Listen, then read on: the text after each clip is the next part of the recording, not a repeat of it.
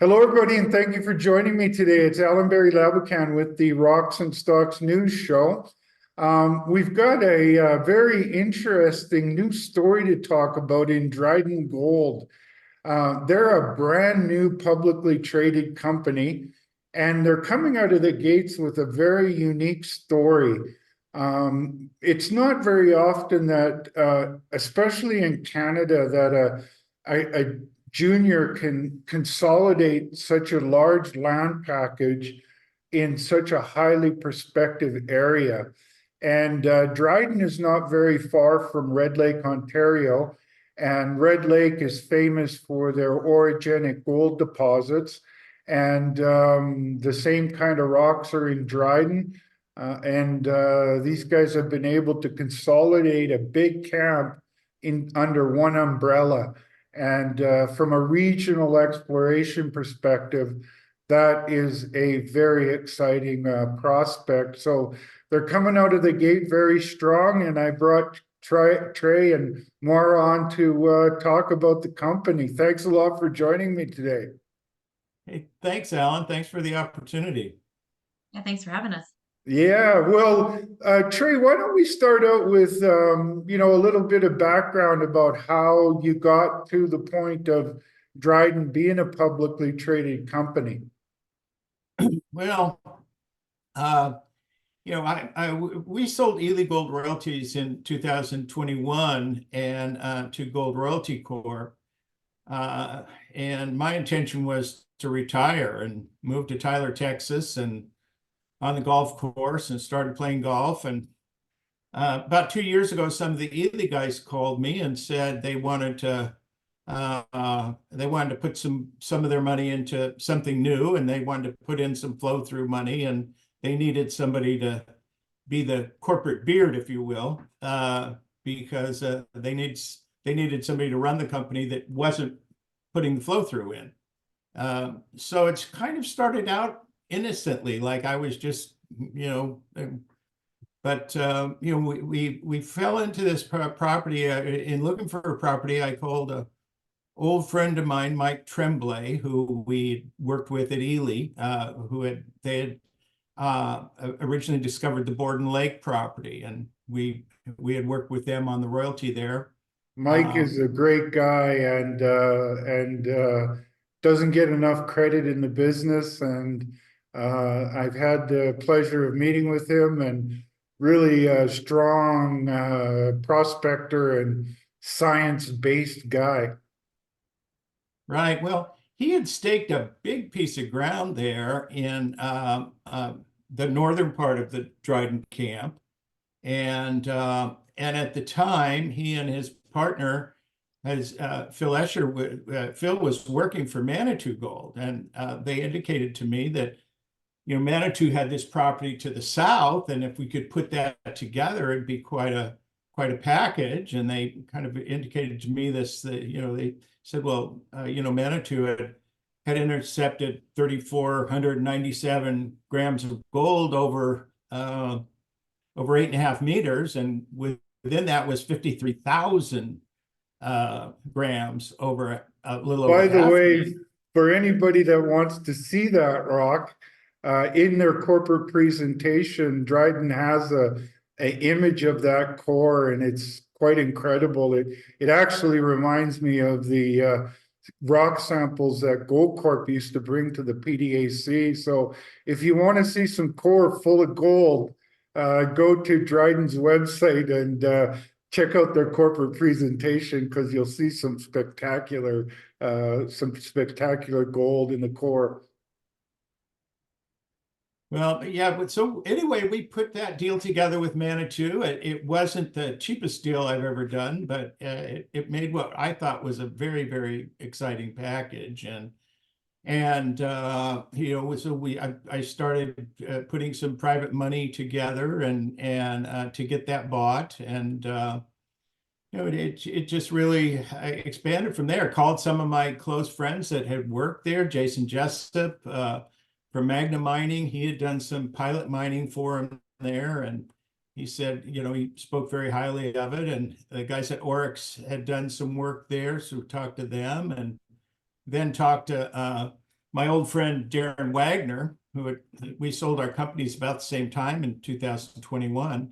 And he again had looked at the camp. He knew Mike very well and said he had actually considered buying that property or optioning that property from Mike at Balmoral right before they sold out to Walbridge. So, people just kind of started piling in, and the more we told the story, the more, private investors, it was, in a very tough market, we were able to raise private money as we went along and then, successfully do this RTO and attracted, just some of the top names in the business as far as on the investment side. It's always a nice situation in the mining business when smart people are gravitating towards a certain area. And it's kind of surprising that Dryden is so close to Red Lake, Ontario, which, phenomenal high grade mines, low costs, high grade, lots of margin and free cash flow. It's kind of surprising that it's not more well known than it is in the investing world. But as you said, the technical people are gravitating towards it. Well, it's just always been so fragmented, even when it was mined at the turn of the century in the camp, the Gold Rock camp where we're working. I think there was maybe 10, 12 different mines, all owned by different companies that, built their own mills and, eventually couldn't make it because they just had the one, or two shafts. And this is, you compare it to Red Lake, and Mauro, speak to the geology there a lot better than me, but from an infrastructure standpoint, probably better than Red Lake. I mean, the Trans-Canada Highway runs right through the northern part of our property. Dryden is really probably the closest town even to Red Lake that has, labor force and technical people. And, Maura lives in Dryden. She can drive down Highway 502 to the property in about 30 minutes. Well, I had been watching the evolution of you guys going public with some interviews that you had done, and the big sense that I got for a significant step forward was your ability to get Maura on the team. Having a geologist with the experience that she has in the Red Lake camp in orogenic systems and living right there, that sort of situation doesn't come about very often in the exploration world. I had some real good luck. Yeah, good point. This is a good point. Time for Maura to jump in here and tell about her experience in the at Red Lake and in the camp there with Treasury Metals, and why she wanted to join the team. Well, Maura, yeah, I'm glad to bring you on because we've never met before, but our experiences, I spent a lot of time in Red Lake camp on the west side. I worked with a company called Red Star Gold Corp, and Scott Weeks ran the company, and unfortunately he's no longer with us. And also worked closely with Bob Singh, who went on to fame with Great Bear. But together we had all drilled about 100 and some holes in that on the west side of Red Lake. And so it's been an area I've followed very closely for a long time. So I love these orogenic gold systems. I love the high grade, and they're not easy to figure out, but when you do, they really are spectacular. And so you left the Red Lake, and now you're working close to home. Yeah. I actually grew up in upstate New York, but I came up here long ago now and got into the orogenic gold systems with my thesis, and ended up in Red Lake for about 8 years working for the Red Lake mine. Went from an exploration geo replacing reserves to running the exploration team as the exploration manager there. we had a great team. We had Paul Harbridge was at the lead of the helm there as the VP of exploration, and he and Mike Ski, they really brought in this systematic approach and drilled it into our heads as young geologists that what you need to do is look at the big picture and put that together. So it really helps you. I mean, you can get lucky in these systems and luck's great, but it can run out. You want to improve your luck. So it really helps if you are looking at the big picture of the geology and applying everything you learn from one area to the next, and keep testing those theories and move on too. So one of the things we learned was, don't keep beating a dead horse. So test your theories. If it's wrong, move on quickly, fail quickly, and get to the next one. And so with this project, we're really planning to do a similar approach, geology based first, learn from that, use that to test big theories and, make new discoveries is the real goal here. But Red Lake is a fun place to work, very challenging, but I kind of like that sort of thing.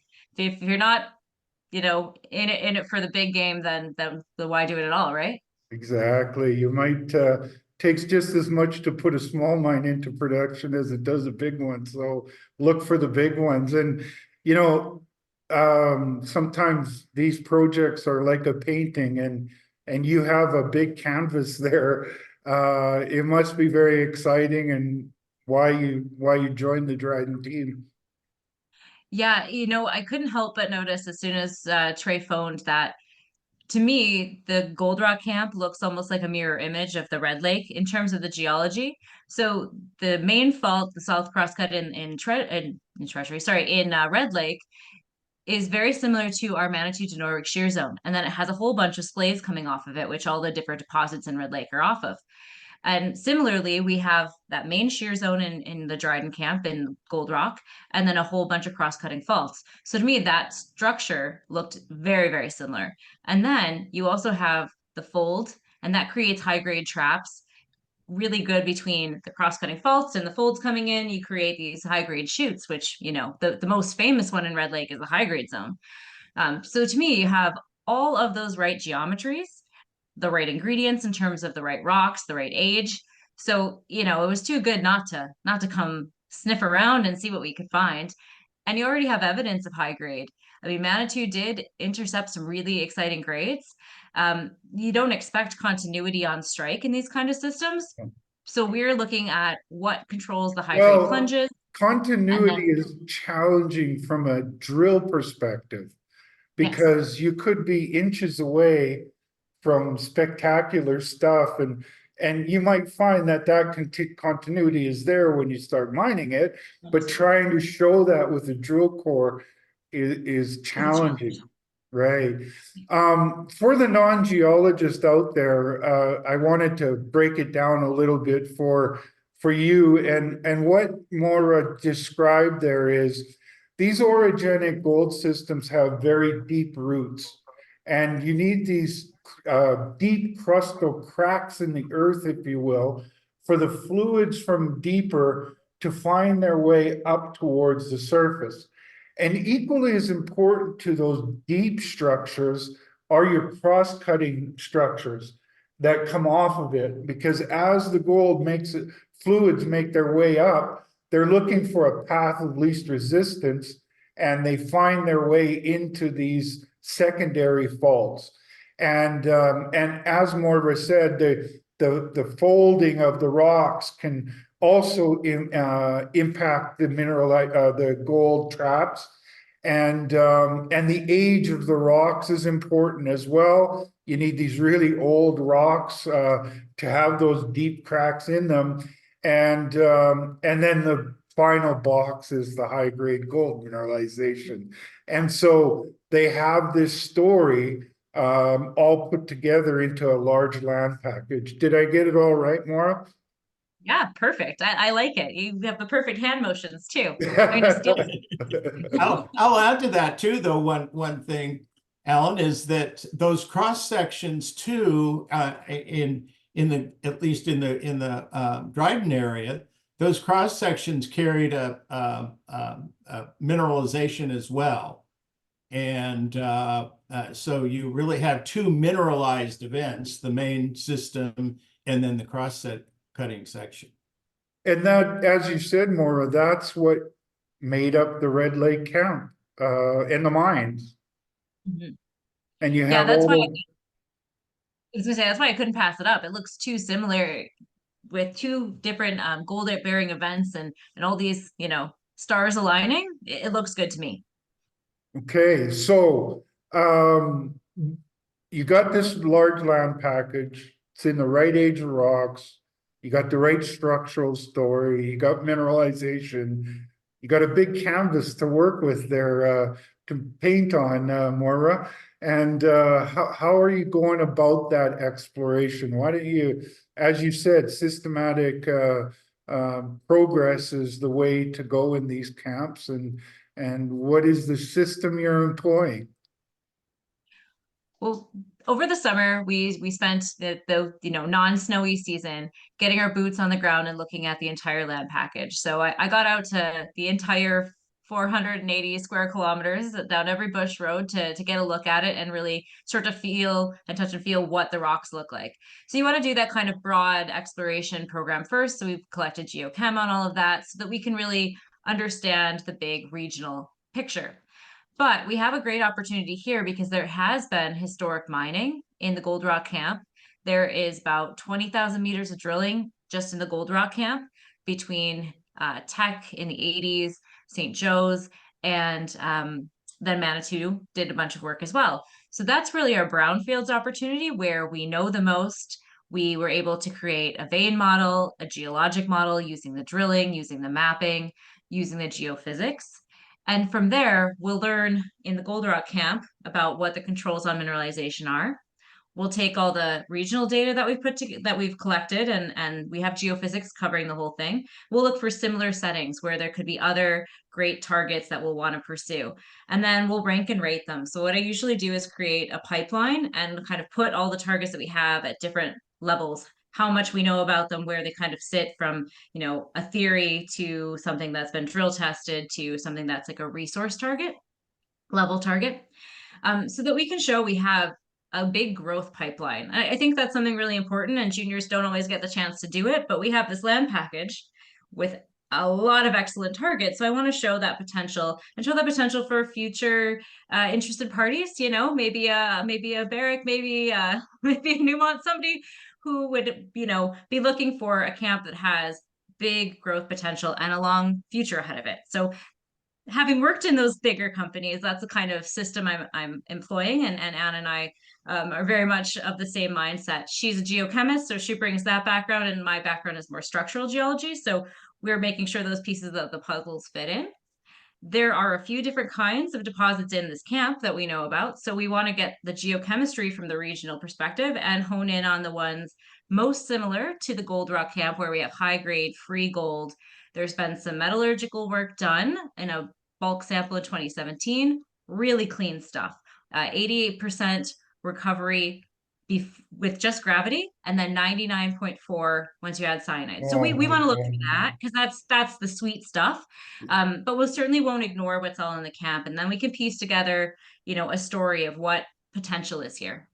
Well, the two of you sound like a perfect team because the structural story can sort of lead you in one direction, and the chemistry can help you hone in on the big picture and where to focus as well. But not only that, also important in these orogenic gold systems is following them to depth, because that's the in Red Lake, it was a struggling mine for many years, focused on that near surface stuff. And then they went down to about 1,000 meters, hit the bonanza grades, and it just kept going because that's the nature of these orogenic gold systems. They have very deep roots and a deep heat engine that pumps that fluids up towards the surface. And a lot of times you can see evidence of what's going on through the chemistry as well. Exactly. So it's nice to be able to tie both of those strengths together. And then for geophysics, we've been working with Mira Geoscience, and actually the geo that's working with us also worked with us in Red Lake. So it's good. We've got a great team around this thing so far, and great boots on the ground because I've worked in Northwestern Ontario for so long. I know the different contractors, I know the drillers, and so we've been able to really get great people and even some bargain prices, which is something we want to be able to put as much money into the ground as possible. So really key. And that's no small feat in itself these days. We suffer in this business. I'm 59, and when I came into the business in 1993, it was called the lost generation. There wasn't many people younger than me, and there wasn't many people 10 years or older. So that's called the lost generation in the business. And then in 2001 to 2011, when gold did very well, there was some relief to that lost generation. But then 2012 and beyond, it's kind of another lost generation. So when you don't have enough people coming into the business, people become a big issue. And we're there now. I don't think a lot of people really understand the people challenge. But it sounds like you guys being so, I mean, where else would you want to work if you're in the mining business? You can stay in your own bed and drive to the property. So that's very attractive for the people as well. It's the opportunity here. I mean, it's just it's just incredible because we have in this gold rock camp 6-7 kilometers of strike that are on patented claims, and with several historic mines on that. Only the 20,000 meters of drilling that Maura was talking about was only done on about 1.5 kilometers.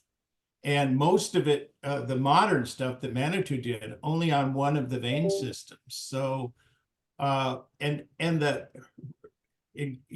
this market, exploration money is so difficult to raise and so expensive, that you blow up your capital structure if you're spending too much money. The big thing here is that super high grade hit that we talked about earlier is at 75 meters depth. And the mineralization here starts at surface. Literally, you can track it along surface. And so we are able to, we have two opportunities here. One, a lot of strike length where we know there's known gold mineralization and historic mining. A lot of it that has been inaccessible over the years because of the dense forestry there. And since Dryden is also a mining town, a lot of this property has been opened up, both access-wise and clearing by the mining or the logging activity. And so we have a real opportunity here in both along strike and at depth, and have the opportunity to build a resource in the shallower area that, at starting at surface, and it is mineable widths. It's about runs over with the halo, runs about 8 to 10 meters width. And, so with less money, we can work on strike length and finding more opportunities in the high grade near surface, and not, and put something together so that we're not just, trying to raise a ton of money and sell a lot of shares to drill real deep holes. Now we can work our way.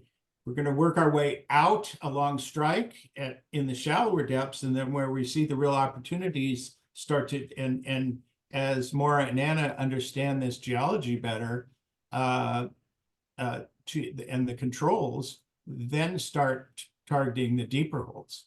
You brought up two important subjects there, and one is for you and one is for Maura.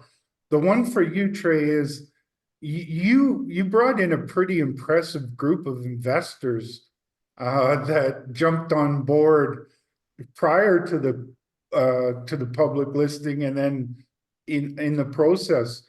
Why don't you talk a little bit about that? Because one of the chaps is a good friend of my show, Rob McEwen, who knows the Red Lake camp very well.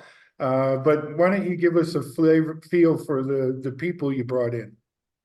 Well, look, having just come off the Ely Gold royalty story, and we built that when we switched to the royalty model in 2016. The market cap was about $6 million, and in 2021 we built that up and purchased royalties and consolidated property packages and generated royalties, and sold that in 2021 to Gold Royalties for $300 million. So I had the advantage of, when you come off those wins, you get at least one more try with those investors, right? They'll let you It's in the just- door when you knock on it. It's just one, right? So Eric Sprott was a big investor in Ely. He was really our benefactor there. And so, Eric has been supportive since the very beginning. And then we brought in a really strong group of strategic investors in that probably have investments from personal investments from bankers and brokers and analysts at 6 or 7 different firms. And so, those people were also very strategic. And then after that, we really once we got Maura on board and got this property package put together, I mean, the story sells itself. It's hard to tell this story to somebody, and especially now when you hear me get out of the way on a presentation, and Anna and Maura start talking about the geology and the opportunity and the similarities and everything else. It's a pretty easy sale. And so, for instance, when we met with Rob in Toronto doing the RTO, and we were kind of struggling to get a lead order, even though we had all these people already involved, we needed a new lead order, and we, so we met with Rob, and, again, it was Rob knew the property because is an old Gold Corp property. They had this at the same time they had Red Lake. In fact, I think this property goes all the way back with Rob to his Dickinson days when, they put Gold Corp together. But Gold Corp just never explored it. And Rob said in the meeting, he was disappointed that they had sold the thing and never explored it. But on top of that, once he and Maura started talking Red Lake geology, Rob was pretty much sold. It's well, they kind of got busy there in Red Lake, and so Exactly. you kind of have to prioritize things. But Rob has an excellent memory, and I'm not surprised that he was impressed with the story. Very, very good at understanding geology and opportunity and value. Maura, Trey brought up a subject there that's quite interesting to me, because I understand the zonation of grade in an orogenic gold system, and that bonanza stuff, as he said, was very close to the surface, whereas in Red Lake it's quite deep, 1,000 meters and below. Do you have any idea as to why there is that bonanza grade so close to surface? Well, actually, Allan, I think it is fairly similar to what you see in Red Lake. Do you remember, those who know Red Lake well, remember that Campbell was the rich mine and Dickinson was the poor mine for years. Well, the Campbell mine had these nice continuous veins, and they're similar to what we see at surface, and they were close to surface, things like the A zone, the L zone, and they were able to mine those. They were these vein structures. That's what we see near surface here as well. And they had high grade chutes with crazy high grades in them, but not the overall continuity didn't grade that high. So they were able to, their historic mines were 10 grams per ton average grade, but they had these great cherries, these chutes that would be crazy grades. So that part is similar. I do think there's a big opportunity at depth, and we've started drilling already, and we are seeing differences between, as we get deeper in some of our drill holes, the vein style is changing. I'm not sure what that means yet, but it does kind of hint to me that the system is going to look a certain way close to surface and maybe change at depth, similar to what you see in Red Lake. But I do think it's a very similar story. And as these faults, as we get to understand the network of them better, we'll be able to figure out where a great opportunity for a big, amazing high grade shoot is. But I wouldn't scoff at finding something like the Campbell mine either close to surface. It certainly wouldn't be a problem. So that And Trey mentioned transition, is it transitioning into more quartz as you get deeper? more shear zone looking stuff instead of a nice continuous vein, which if you look in our deck, you can see a picture of the vein on surface, and it's a very continuous vein. And where we're seeing our theory right now is that there are high grade shoots within it where some of these cross cutting faults are coming in. We can kind of trace them from the geophysics. Hard to see on surface, but that's really where we see that shoot forming. And there's a few others that we're going to be testing. So we think that's what's controlling those. But yeah, as you get deeper, and we've drilled in our recent holes about 100 meters, a little 140 meters. In that range, it's starting to appear different, less like a main, like one thick vein and more sheared, which, means you're deeper in the system. That all kind of makes sense. What it means right now, I'm not sure. Allan and I are analyzing that. And as we get results back and figure that out, I'll have more to say. But it certainly is not a surprise to see that. And as you get deeper in the system, you're in the more ductile rocks. And you know what? The zones do appear different. So that all But okay right now, but that also has an impact on gold mineralization cooling in those as you get deeper. oh yeah, absolutely. And having worked so long in the Red Lake mine, there's so many different styles of mineralization related to the different rocks you're in the different depths you're in. So I mean, it's going to be really fun to figure this one out, and I hope she's as lovely. I wouldn't be sad to find a 30 million ounce deposit, that's for sure. No, that But would be nice. we'll take what we can get. 5 would be great too. Something really interesting Trey did mention that is different than Red Lake is the halo mineralization around this vein.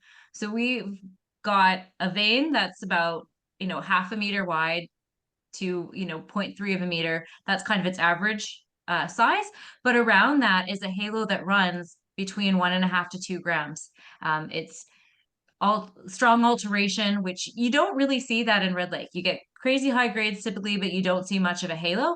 So it's nice to see that because it really helps you get to those mining widths. So with the halo, this mineralization is about 8 meters wide, and that's something nice to see and something mineable.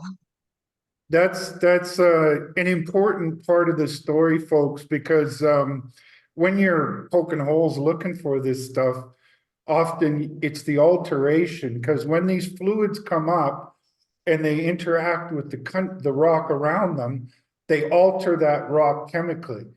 And when you can see that alteration in the drill hole, you know you're near something.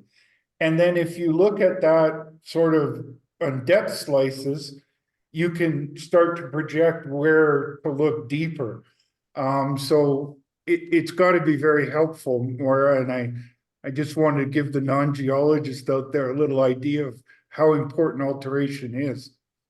Hey, I'm the non-geologist here. Yeah, there you go. Are you learning anything, Trey? I sure am. Every day. Yeah, I'm not a It's geologist funny because either.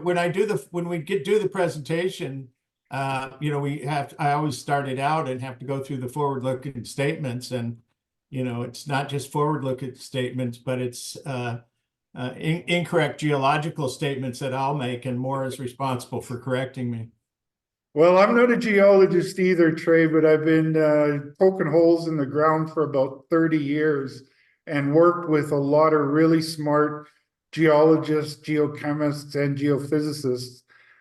So I kind of learned by the school of hard knocks, and luckily I had some great mentors. And in Maura, you have a great person to learn from. So I'm sure your geology is going to improve having someone like Maura around. Yeah. One other thing that as we're telling this story, talking about earlier I was talking about the luck of finding this property, the luck of finding Maura, but also we were very lucky earlier early last year that our Manitou Gold, who we had optioned the property from and given a bunch of stock to, was bought out for their property up near the island mine of Alamos Gold. So now, on top of all these other strategic shareholders you mentioned, we've name dropped here, Alamos Gold is actually our largest shareholder. So they're kind of looking over our shoulder. And, I think that between the two of us, one thing I learned, as I said, is that the major and mid-tier companies, producing companies, the companies with money, they like to see large strategic land packages. And that's what we have here. And by the way, even though it's large, it just doesn't cover it's very strategic. Exactly. Our property package runs right up that Manitou to Norwick Fault for 50 kilometers. And we're just focusing now on the 20 kilometers in the middle of in the gold rock camp. But there's high grade gold occurrences along all 50 kilometers, either from ground samples or something else. But so, here I put this property package together that is what the majors and again, producers, the companies with money, and and Mora is responsible for putting together the exploration program that they like to see. And look, there's no question that, and I think you've written about this, Allan, that very difficult for an exploration company to find a deposit, move it all the way into production. It basically doesn't happen anymore because the major mid-tiers are looking for these kind of projects and they get soaked up. And so, important when you're talking to shareholders too, that, we have an exit strategy and it's not to build a mine. We're developing this company so that it's attractive and to the companies with money. Something I've seen a transition over during my career, 30 years in the business, is for many of those years, when you would bring your project to a major mining company, and I've done that a few times, you would, if you were fortunate enough to get a deal done with them to jointly explore to advance the project, the deals were not exactly friendly to juniors. And I've seen a transition over the last couple of years that is quite surprising and shocking to me because of my experiences, that I'm seeing some very attractive junior-friendly deals done by majors. And I think that this is indicative of the situation with the industry, in that, those majors are having a hard time finding the gold that they need to replace what they mine every year. And I think that this is a trend that's going to continue. And so, yeah, I think that junior-friendly deals are going to become more in the future, especially when you can tie up a big camp and bring them big targets. And that's exactly what you guys have done, Trey. Yeah, we when you talk about that, we like to say that Dryden has the potential to be Great Bear 2.0, and that's the model we're really looking for, is to sell to a major company for $1.5 billion without ever producing a resource. Mara, I see you a little shocked there, but it's possible. Bob Singh was the person who I worked with for about a decade, and I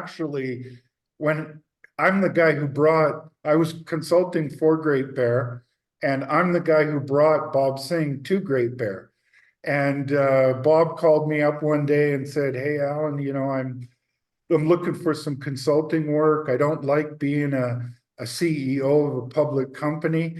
And he knew that I knew a lot of stories out there. And I said, "Well, you should come to Great Bear, because I think the company needs to focus in Red Lake, Ontario, And because you have that relationship with Perry English, I think you should go to Perry and look at all of his projects and find the best one and put that into Great Bear, which is exactly what happened. And I bring up Bob because he and I spent a lot of time talking about orogenic gold systems and our love for them because of we're junkies for that high grade. Yeah, I don't think it's a stretch to make that comment about Great Bear because I see a lot of the similarities to the early days of Great Bear.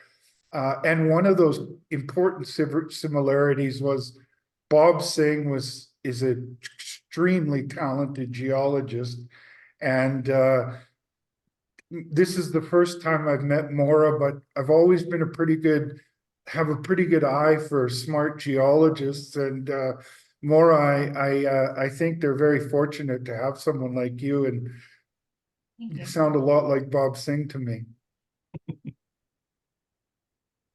Hey, Alan, I also mentioned that Perry English active in the Gold Rock camp, and actually, you know, he sold a lot of his business to EMX, and so yeah, there's some of the property there is stuff that Perry was involved with. That Perry yeah involved with, exactly. Well, you know, I could spend several hours talking to you guys about the project because, you know, my experience with Bob Singh and our experience in Red Lake, Ontario, but I think we can use some of our future interviews for that. And before we close though, Maura, I'd like to sort of give the audience a feel for the work that you've done and the work that's sort of immediately in front of you and what information you're waiting on. So I'll hand it over to you on that front. Perfect. Thanks, Alan. So I mentioned earlier we had done some mapping and field sampling this summer. So we're starting to get that stuff back. You'll see information coming out soon on that as Anna and I analyze and make sense of what it means.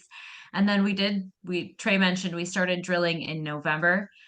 We decided to test in the area with the most brownfields opportunity. We call it the Gold Rock Camp. So we're doing it in 4 phases. We have the opportunity, knowing the local contractors, to kind of do this in what I call like the smartest way, where you do a little bit, we apply the learnings to it, we do a little bit more, apply the learnings to it, and so on. So each drill program is being changed on the fly based on what we've learned from the last one. So we've done 2 phases so far. The first phase was focusing on some strike extension on the big master system up to the north, where it had never been drilled, but there was surface outcrop showing the mineralization and the vein and surface sampling. So that's kind of an exciting one. And then in December, we went back into the heart of where the high grade chute is to try to understand its orientation, the controls on it. So we did a few holes, I can't remember if it's 6 or so, 7, something like that, on the high grade chute itself, so that we can better understand those controls and apply that. Yeah. And then we just started up last week phase 3, which will be on the Elora trend. So there are 2 parallel vein trends in the Gold Rock camp. And this is the other one, which had the highest grade historic mine. It ran 0.41 ounces per ton in the Laurentian mine. So we're testing the south end of that historic vein trend. Now in the 80s and 90s, that trend was drilled by Teck and St. Joe. Has some really nice hits, a lot over 10 grams.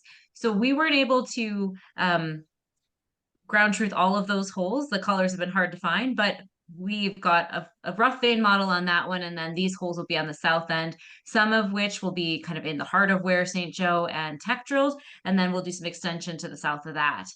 And then we'll do one more phase in February, kind of results depending exactly what we're going to test on that. But there's a few other step out targets that we may test, and maybe a little bit more in the big master vein system as well. Some high grade chute potential. And have you done a like geological or geochemical work and geophysics as well to layer on top of your drill holes? Yeah, so part of the summer program was we've got in 2022, we did geophysical coverage over the entire property. Then we did geochem sampling this summer. So Anna's busy interpreting what, as the results are coming back in, what that means for each area, and kind of so we can decide which ones have most similarities to the clean gold that we want to go after. That's similar in the the gold rock camp. And then, there are other types of deposits in this belt. So we kind of want to be able to bucket them and figure out where things sit in our resource pipeline. And then we have been working with Mira Geoscience to do interpretations of the geophysics that we have. So what I do with them is we'll create a 3D geologic model based on the airborne geophysics, the magnetics. It is amazing what they can do. And you would drill so many holes to get this level of detail of a geologic model.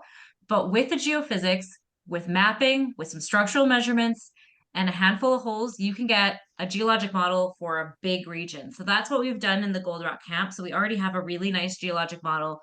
So far from drilling, it is holding well. Like it's great. I love working with these guys. And then we've done that on another secondary target called the Turtle Pond. So we're using everything we have, kind of piece by piece, as we see the targets that make the most sense, so that we can have the best shot at our drill programs. Maura, it just I mentioned it earlier, and it keeps striking me the way you're describing this is very similar to the conversations. In fact, I just recently had one with Bob Singh, and he talked about, in the same line of what you're talking about, you look at every structure possible, and then you start overlaying, well, does it stand up? And because what people have to understand about these orogenic gold systems is they're not big, widely distributed gold systems. They're narrow, super high grade. And if you're poking little holes into the ground to look for those, it could cost you a lot of money, and you want to do it intelligently. And so by being able to, look at the structures and then overlay that with the geophysics and the geochemistry. And it's really interesting, the geochemistry you talked about, because the chemistry can also help you vector in this camp, because you have that alteration halo outside of the vein. So you have a lot of tools that you're using. And that's what Bob and I talk a lot about is, to use all those tools to vector in and let the drill hole tell you where to go from there. Yeah, we've got to use everything at our disposal. So we're doing oriented core. It hasn't been done before. And in a structurally complex area, we need to know exactly how those intersection lineations work so that we can follow them down. So trying to, be detectives, when I explain my job to other people, I just basically I'm a detective, but for rocks. And that's what we're doing here. And that's the early approach to the Great Bear story. Was Bob went in there and he looked at all the drill hole locations and started to use software and realized that some of those holes were not where they were on the map, and the directions were off. And by putting that story together, it helped them to find what they did. And an oriented core was a really important part of it, because you want to know exactly where that hole is and exactly where it's going to be able to put that underground story together. So again, I'm really impressed with the way you guys are going about doing the exploration on this project, Maura. Thanks, Allan. Well, so lots of work done, lots of work pending.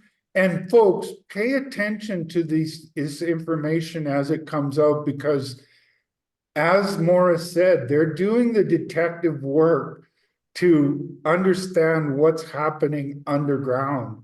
And, the geophysics are not something to be ignored. The geochemistry is not something to be ignored. It's not just all about drill holes in these kind of camps. It's layering of the information that leads you to that success as you follow it. along strike and at depth. So, So, yeah, I'll just add too to that. Bottom line again for we have 15 drill holes in the lab, in the assay lab at this time, and looking for those to come out and be released. And with the RTO, it was very successful. We did in this tough market, we're able to raise $5 million. So.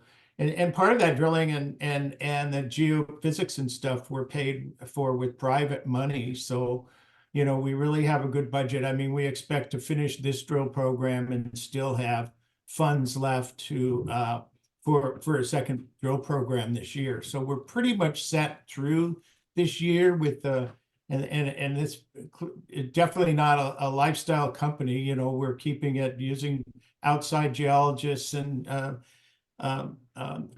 geochemists and as well, to help with the field work and stuff, not putting on a big staff. So, we want to keep the G&A low and money in the ground high.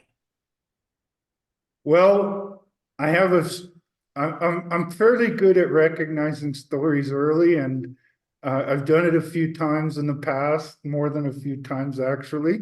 And it's a rare opportunity that I've had where I get into a story pre-discovery. It's not pre-discovery in that we know there's gold there, but pre your work and your drilling, and getting one right out of the gate to start talking about from a brand new company, if you will, as a public company anyways, is quite an exciting opportunity. And why I like to get involved in them early is because I like to watch the evolution of the project and keep my audience informed about that. So I'm really thankful that you guys spent the time to come on the show. Well, we really appreciate the opportunity, Allan, and I'm a fan of your writing, and I think you have even your macro picture on gold and what's causing gold to move and the history and evolution and of the exploration and in gold and mining. You do a very good job, and you certainly explain it to the layman in excellent terms. Well, I have a few scars from my experience that helped me with all of this, but I appreciate those kind words, Trey, and I think you guys are doing a heck of a good job, and keep it up, Maura and Trey, and I'm sure we're going to have more of these because I know how these things evolve. And one of my mentors that Bob Singh and I worked a lot with, he often said to me that, projects start out looking like this, and then they get smaller and smaller and smaller. But mines, they tend to get bigger and bigger and bigger. And I think that that's the direction you guys are going in the future. So I look forward to future interviews as well. Great. Us too. Thanks, Allan. I'm going to close it off, and then we can have a quick chat at the end there if you guys want to hang around. All right. Hey, actually, I'll call. Let's plan on talking later, Allan, because I have another call I got to get on right away. Okay. Yeah, we'll do that, Trey. Okay, folks. So there you go. Dryden Gold is a brand new out of the box public company. They're coming out with a phenomenal project in the orogenic gold system. They have put together a top-notch group of investors. I think that will give them the money and the patience to work through this project the way it needs. And in Maura, they have a person that knows what these rocks should look like because of her experience in Red Lake. And collectively, I think this is a story that's going to grow into a much bigger one. And I'm glad to bring them on board as a company I'm following early. And I think it'll be early in a long string of success. So as always, my shows are for information purposes only. Do your homework, speak with your financial advisors, go to their website and check them out. And I think you'll be impressed with what you see. On that note, have a great day and we'll talk to you soon.